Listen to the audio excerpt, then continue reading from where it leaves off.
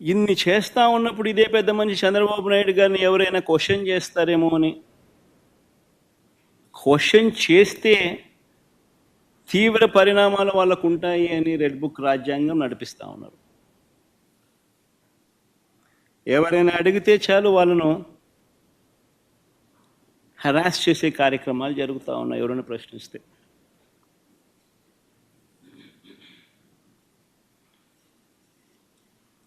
ఎవరైనా మా హామీలు ఏమైనాయని చెప్పి మన రాయచోటిలో చంద్రబాబు నాయుడు గారిని ప్రశ్నిస్తే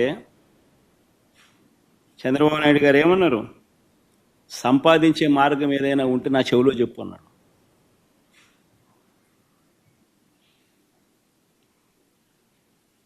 అంటే ఎంత వెటకారం అయిపోయిందనంటే, నువ్వు రాజకీయ నాయకుడివి, నువ్వు మాటిచ్చావు, అన్నీ తెలిసి నువ్వు మాటిచ్చావు, మాటిచ్చిన నిన్ను ప్రశ్నిస్తే సంపద ఎలా సృష్టించాలో నాకు తెలియదు, నువ్వు నా చెవిలో చెప్తే నేను తెలుసుకుంటాను, నువ్వు సంపద నేను సృష్టించిన తర్వాత నీకు ఇస్తాను అంటున్నాడు. ఎక్కడ ఎంత వెటకారంగా ప్రజలతో జీవితాలతో ఆడుకుంటా ఉన్నాడు ఈ మనిషి. చీటింగ్లో పిహెచ్డి తీసుకున్న ఈ వ్యక్తి ఆయన నటన అన్నది ఏ స్థాయిలో ఉంటుందనంటే,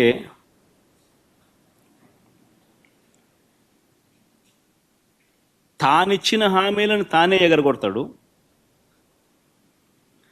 ఎగరగొట్టి చాలా బాధగా ఉంది అంటాడు,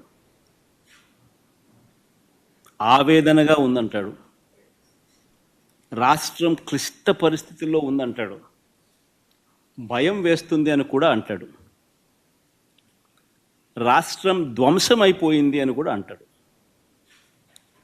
ఇవన్నీ కాక అనేటప్పుడు ఆ చేతులు ఊపడము, మాట్లాడడము, దాన వీర శూర కర్ణ, ఎన్టీ రామారావు గారి సినిమా మీరు చూశారో లేదో కానీ ఆయనకు కాదు ఏదైనా అవార్డు ఏదైనా ఉంటే నటనలో అవార్డు ఇవ్వాల్సింది, చంద్రబాబు నాయుడు గారికి అవార్డు ఇస్తే ఇంకా బాగా పర్ఫెక్ట్గా సరిపోతుంది. ఆ స్థాయిలో నటించే కార్యక్రమం. నేను ఇవన్నీ చెప్పా ఎన్నికలప్పుడు, ఇలానే జరుగుతుంది అని చెప్పా. చంద్రబాబు నాయుడు గారిని నమ్మడం అంటే చంద్రముఖిని నిద్రలేపడమే అని చెప్పా. చంద్రబాబు నాయుడిని నమ్మడం అంటే పులి నోట్లో తల పెట్టడమే అయ్యా అని మొత్తుకున్నా. చెప్పా నేను ఇవన్నీ. నేను చెప్పినప్పటికీ కూడా పొరపాటున ప్రజలు పొరపాటు పడ్డారు. ఈరోజు చంద్రబాబు నాయుడు గారి మోసాలను, చంద్రముఖిని మళ్ళీ నిద్రలేపి ప్రజలందరూ కూడా బాధపడే కార్యక్రమం జరుగుతూ ఉంది.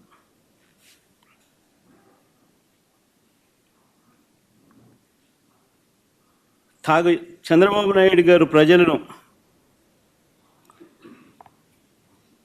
వంచే కార్యక్రమం ఏదైతే ఉందో, మోసం చేసే కార్యక్రమం ఏదైతే ఉందో, అది స్లోగా ఒక పద్ధతి ప్రకారం స్లోగా పాయిజన్ ఎక్కిస్తుంటాడు. తన అబద్ధాల ఫ్యాక్టరీలో నుంచి అబద్ధాలను బయటికి తీస్తాడు. దానిని ఈనాడు, ఆంధ్రజ్యోతి, టీవీ5 వీళ్ళంతా కూడా రకరకాల పద్ధతుల్లో పబ్లిసిటీ ఇస్తారు.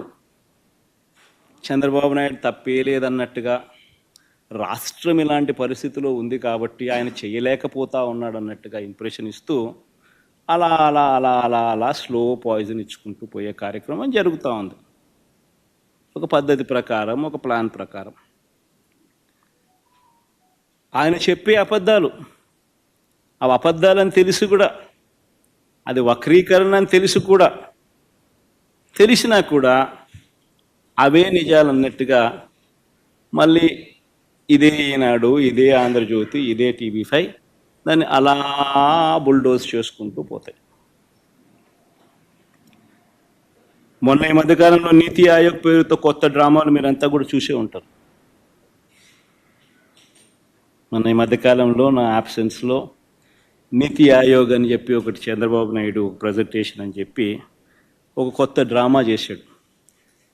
చంద్రబాబు నాయుడు గారు చూపించిన రిపోర్ట్లు ఏమిటి, వాస్తవాలు ఏమిటి అని చెప్పి కూడా ఒక్కసారి నేను చెప్తా.